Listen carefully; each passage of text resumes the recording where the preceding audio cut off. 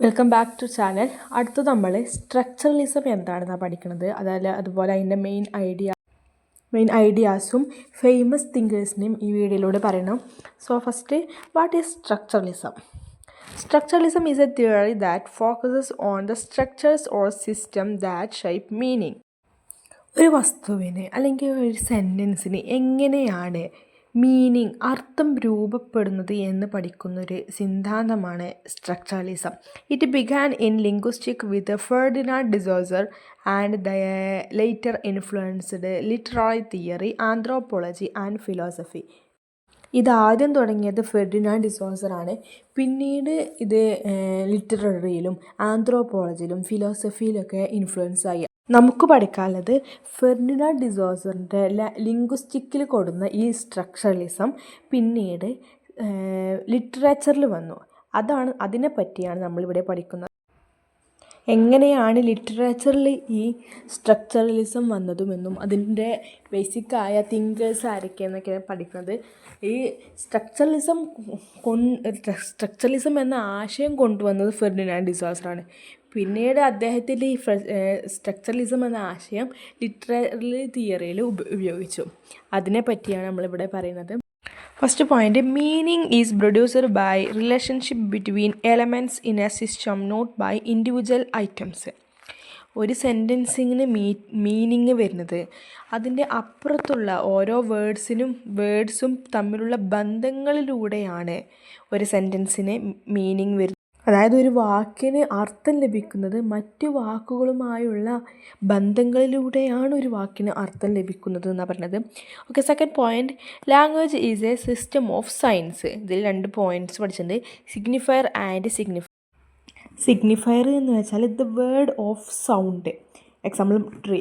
നമ്മൾ ട്രീ എന്ന് പറയുന്ന ആ സൗണ്ട്, അല്ലെങ്കിൽ ആ മരം എന്ന് പറയുന്ന ആ സൗണ്ടിനെയാണ് സിഗ്നിഫയർ എന്ന് പറയുന്നത്. എന്നാൽ സിഗ്നിഫൈഡ് എന്ന് പറഞ്ഞാൽ ദ കൺസെപ്റ്റ് ഓഫ് മീനിങ്. ആ ട്രീ എന്ന് പറയുമ്പോൾ നമ്മൾ ആ സൗണ്ട് പറയുമ്പോൾ, ആ ട്രീ എന്ന വേർഡ് പറയുമ്പോൾ നമ്മളെ മനസ്സിൽ വരുന്ന മരത്തിൻ്റെ ഒരു രൂപം ഉണ്ടല്ലോ, അതിനെയാണ് സിഗ്നിഫൈഡ് എന്ന് പറയുന്നത്. ഇത് രണ്ടും ഇമ്പോർട്ടൻ്റ് ആണ് കേട്ടോ. Fifth point, structuralist study the patterns or framework in stories like hero, villain, conflict and resolution. അതായത് സ്ട്രക്ചറലിസ്റ്റ് ഫോളോ ചെയ്യുന്നത് study the patterns or framework in stories. ഒരു ലിറ്ററേച്ചർ വർക്ക് ടെക്സ്റ്റിൻ്റെ ഹീറോനെ, വില്ലനെ, അതിൽ നടക്കുന്ന കോൺഫ്ലിക്റ്റ്, അതിൻ്റെ റെസൊല്യൂഷൻസ്, ഇതിനെ പറ്റിയൊക്കെയാണ് പഠിക്കുന്നത്. അതായത് ആ ടെക്സ്റ്റിൻ്റെ ഉള്ളിലുള്ള കാര്യങ്ങൾ മാത്രമാണ് പഠിക്കുന്നത്. അതിൻ്റെ പാറ്റേൺ, ആ ഹീറോനെ എങ്ങനെയൊക്കെയാണ് അതിൽ എക്സ്പ്രസ് ചെയ്തത്, അദ്ദേഹത്തിൻ്റെ വികാരങ്ങളെയാണ് എങ്ങനെയൊക്കെയാണ് പറയുന്നത്, അത് മാത്രമേ ഉദ്ദേശിക്കുന്നുള്ളൂ, rather than emotions or author's life. ചിലപ്പോൾ ആ ടെക്സ്റ്റ് എഴുതിയ ആ ഓതറിൻ്റെ ലൈഫിനെ പറ്റിയായിരിക്കും അദ്ദേഹം അവിടെ എക്സ്പ്രസ് ചെയ്തിരിക്കുക. അതിനെപ്പറ്റി ഒന്നും ഒരു ധാരണ ചെയ്യാതെ വെറും ഒരു ടെക്സ്റ്റ് വർക്കിൻ്റെ ഉള്ളിൽ നടക്കുന്ന കാര്യങ്ങൾ മാത്രമേ ഒരു ഫോക്കസ് ചെയ്യുന്നുള്ളൂ. അതായത് ചിലപ്പോൾ ആ ഓതറിൻ്റെ അദ്ദേഹത്തിൻ്റെ റിയൽ ലൈഫിനെ ആയിരിക്കും അതിലൂടെ അയാൾ എക്സ്പ്രസ് ചെയ്തിരിക്കുക. പക്ഷെ അത് സ്ട്രക്ചറലിസ്റ്റ് നോക്കില്ല. ഓതറിന് ഒരു ഇമ്പോർട്ടൻറ്റും കൊടുക്കാതെ ആ ഒരു വർക്കിനെ മാത്രം ഫോക്കസ് ചെയ്യുന്നത് മാത്രമേ ഉള്ളൂ. ഓതറിന് ഒരു ഇമ്പോർട്ടൻറ്റ് കൂടും അവർ നൽകുന്നില്ല. Sixth point, key thinkers of structuralism, Ferdinand de Saussure. Second, Claude Levi Strauss. Third, Roland Barthes. ഇവർ 3 പേരാണ് കീ തിങ്കേഴ്സ്. പിന്നെ 7th point, structuralism studies the hidden structures that organise language, thought and culture. Meaning is created by system, not by individuals. അതായത് അർത്ഥമുണ്ടാക്കുന്നത് ആളുകളല്ല, individuals അല്ല അർത്ഥമുണ്ടാക്കുന്നത്. അർത്ഥമുണ്ടായത് സിസ്റ്റത്തിലൂടെ അർത്ഥമുണ്ടായി വരുന്നതാണെന്നാണ് പറയുന്നത്. അതുപോലെ തന്നെ structuralism studies the hidden structure that organise language, thought and culture. ഭാഷയുടെയും സംസ്കാരത്തിൻ്റെയും എല്ലാം അടിസ്ഥാനമായ ഘടകങ്ങളെ പറ്റിയും സ്ട്രക്ചറലിസം പഠിക്കുന്നു എന്നാണ് പറയുന്നത്. നെക്സ്റ്റ് 2 ടേമാണ് ലാംഗ് ആൻഡ് പരോള്. ഇത് രണ്ടും കൊണ്ടുവന്നത് ഫെർഡിനാൻഡ് ഡിസോസറാണ്. ഓക്കെ, അത് വായിച്ചൊക്കെ തന്നെ മനസ്സിലാവും. കാരണം ലാംഗ് എന്ന് വെച്ചാൽ ഒരു ഭാഷ നമ്മൾ എഴുതുന്നത് എന്താണോ അതിനെയാണ് എഴുതുന്ന ഒരു ഭാഷയ്ക്ക്, അതായത് നമ്മൾ സംസാരിക്കുന്നതല്ല, നമ്മൾ എഴുതുന്ന ഒരു ഭാഷയ്ക്ക്, ഇംഗ്ലീഷ് ആയാലും മലയാളം, അതിനൊരു ഗ്രാമറും അതിനൊരു റൂളൊക്കെ ഉണ്ട്. ആ ഗ്രാമർ ഇംഗ്ലീഷ് എഴുതുന്ന എല്ലാവർക്കും ഒരേപോലത്തെ റൂളാണ് ആ എഴുതുന്നതിൽ.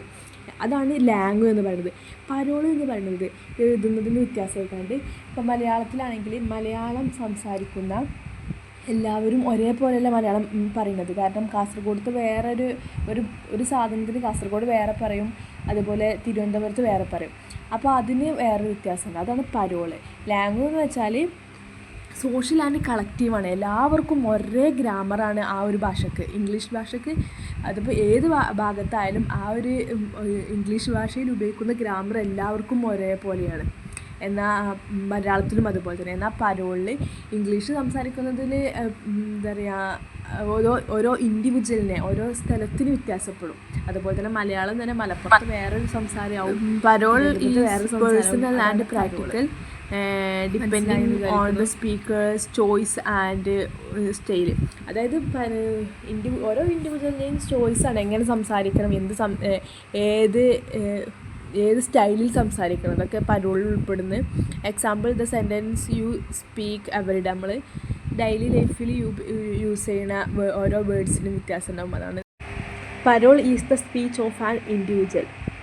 പരോൾ എന്ന് പറയുന്നത് ഓരോ ഇൻഡിവിജ്വലിൻ്റെയും സ്പീച്ചിനെയാണ് പരോൾ എന്ന് പറയുന്നത്. ലാംഗ്വേജ് എന്ന് വെച്ചാൽ മൊത്തത്തിലുള്ള ഒരു ഗ്രാമറിനെയും, ഒരു ലാംഗ്വേജിൻ്റെ ഗ്രാമറിനെയും റൂൾസിനെയുമാണ് ലാംഗ്വേജ് എന്ന് പറയുന്നത്.